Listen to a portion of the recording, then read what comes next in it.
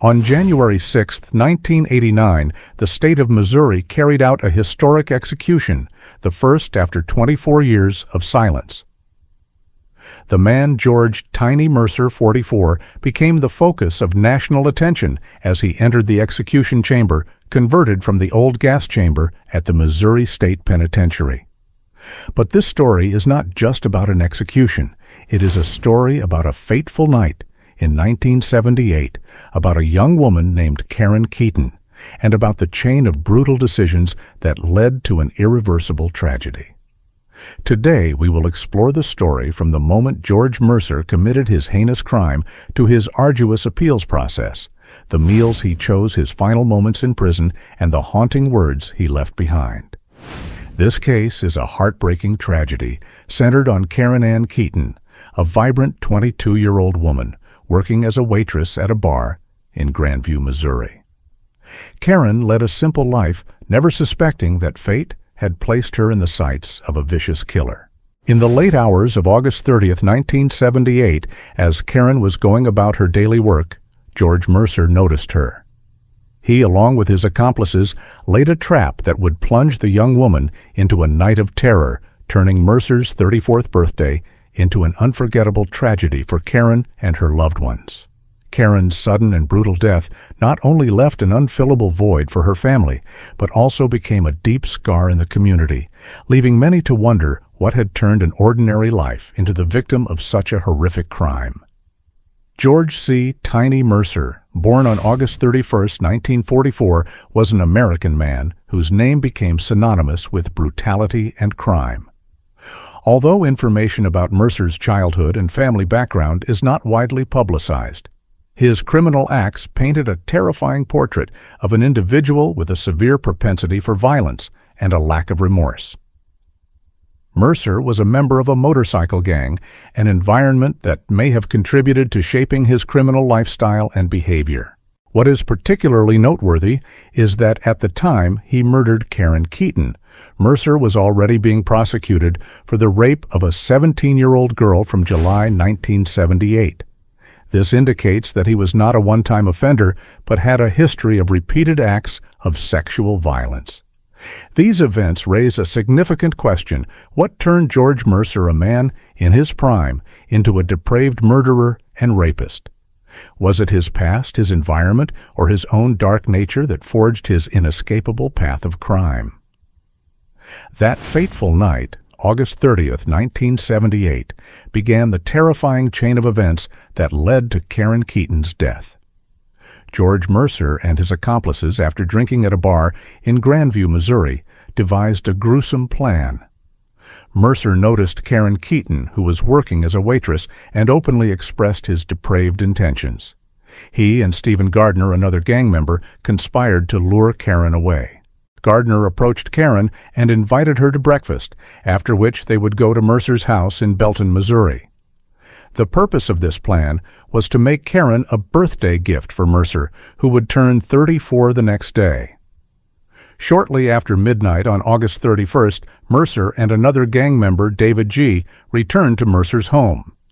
John Allen Campbell, another friend, was already there to look after Mercer's 10-year-old daughter, who would later become a partial witness to the crime. Not long after Gardner and Karen also arrived. Immediately, Mercer pulled out a sawed-off double-barreled shotgun, threatened Karen, and ordered her upstairs to his bedroom. When Karen hesitated and pleaded with Gardner for help, he simply replied with the cold-hearted words, "Happy birthday, Tiny," completely ignoring the young woman's terror. In that bedroom, Karen was raped by Mercer. Afterward, Gardner and David G. also took turns sexually assaulting her. Gardner even stole money from Karen's wallet. After the successive sexual assaults ended, John Campbell testified that he went upstairs to comfort the victim who was crying before she fell asleep. However, Mercer's brutality was not over. He went upstairs, asked Gardner what to do with Karen, and Gardner cruelly replied that they should kill her. Mercer agreed. When Gardner asked if Mercer needed help, he refused, boasting that he knew a good place to hide the body where it would never be found. Gardner and G. then left the house. Mercer then returned to the room and strangled Karen with his bare hands. During the act, he even called Campbell up to check Karen's pulse. When Campbell found a faint pulse, Mercer relentlessly continued to beat Karen on the head and body while still strangling her until no pulse could be found. Afterward, Mercer pulled Karen's body off the bed and ordered Campbell to clean the crime scene, putting Karen's bed sheets and blankets into the washing machine. Finally, Mercer and Campbell loaded Karen's body into Mercer's pickup truck. Campbell drove the truck following Mercer's directions to a deserted field where Mercer threw the victim's body over a fence. Upon returning to the truck, Mercer told Campbell that he wished he had killed the 17-year-old girl he had previously raped, because if he had, I wouldn't be facing any of these rape charges and the stuff I'm going through now. This revealed his horrifying coldness and lack of remorse. When they returned home, Campbell hid Mercer's shotgun while Mercer burned Karen's wallet. Mercer's brutality and calculation had set him on a path of no return. In the weeks following the horrific murder, John Campbell faced pressure from the Kansas City police, who approached him on 3 separate occasions to question him about Karen Keaton's disappearance. Campbell initially claimed he knew nothing about the incident. He later testified at a preliminary hearing that he was waiting for his family to move out of the area before he approached a lawyer to disclose what he knew about the murder. In late September 1978, Campbell hired attorney Sidney Willems, who played a crucial role in finding Karen's body. On September 29th, about 3 to 4 weeks after the murder, Campbell and his lawyer found Karen's heavily decomposed body in the field in Johnson County, Missouri, where Mercer had discarded it. They immediately reported this discovery to the authorities. After the body was found, Campbell was placed in protective custody. Under this protection, Campbell fully confessed his role in the murder and agreed to testify for the state in exchange for immunity from prosecution.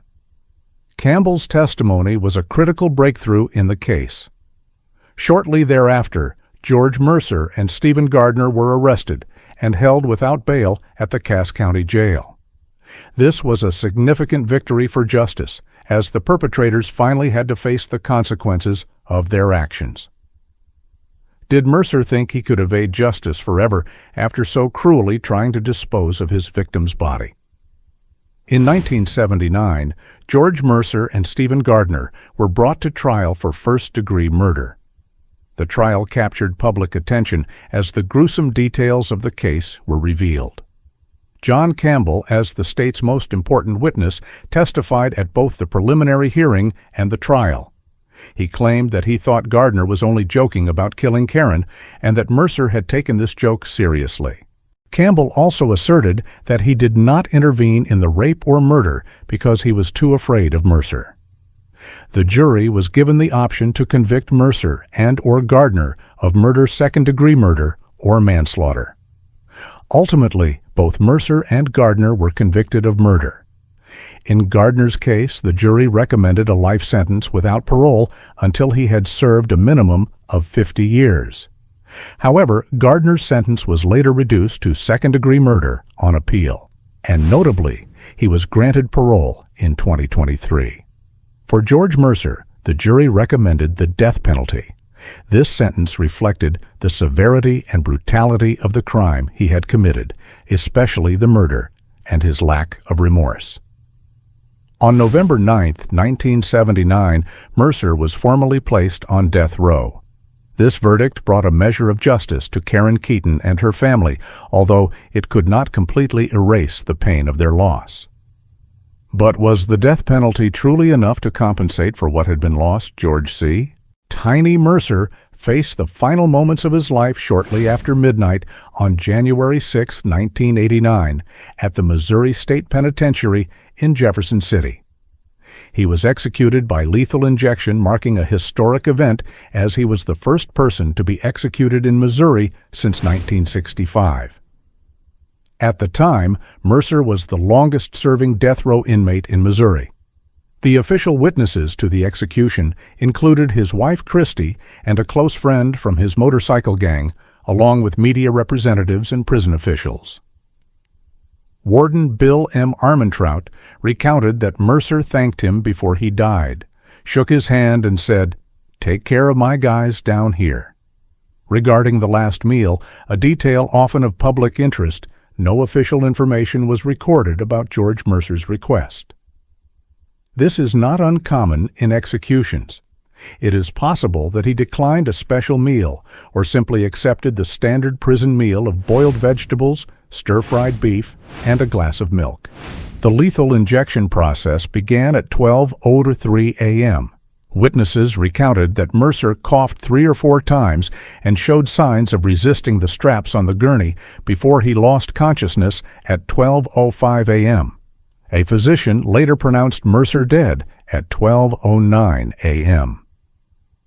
The execution took place in Missouri's old gas chamber, which had been specially converted to accommodate lethal injections. Mercer's death was not only the end of a sinful life, but also a significant milestone in the judicial history of the state of Missouri. Did this death bring final closure for Karen Keaton's family and for the controversies surrounding the death penalty? The case of George C. Tiny Mercer and his death have left deep and lasting questions about the nature of crime justice and the role of society. The death of Karen Keaton was a heartbreaking tragedy, and the pain of her family is immeasurable.